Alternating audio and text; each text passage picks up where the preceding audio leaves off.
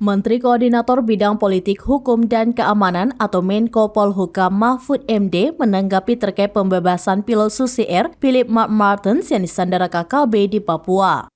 Mahfud MD pada Senin 29 Mei 2023 mengatakan tidak akan melibatkan negara lain dalam upaya penyelamatan pilot Susi Air. Ia pun menyebut permasalahan tersebut tidak boleh melibatkan negara lain. Menurutnya, jika melibatkan negara lain, kasus tersebut nantinya akan menjadi isu internasional. Sementara itu, Wakil Presiden atau Wapres Ma'ruf Amin mengatakan operasi pembebasan pilot Susi Air harus diperhitungkan dengan matang agar jangan sampai ada korban dalam operasi penyelamatan tersebut. Ia pun menuturkan bahwa penyelamatan tersebut tidak menggunakan sistem bumi hangus. Hal itu untuk menghindari timbulnya banyak korban saat operasi penyelamatan. Untuk keterlibatan tokoh-tokoh di Papua, kata Ma'ruf Amin telah dilakukan komunikasi dengan Dewan Gereja hingga tokoh adat.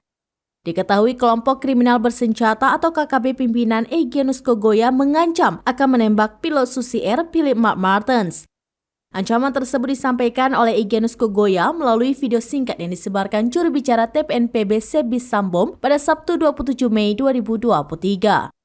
Dalam video berdurasi 71 detik itu, pihak KKB hanya memberi waktu 2 bulan kepada pemerintah Indonesia untuk bernegosiasi. Jika lewat dari waktu yang ditentukan, pihaknya akan menembak pilot Susi Air Philip Martens.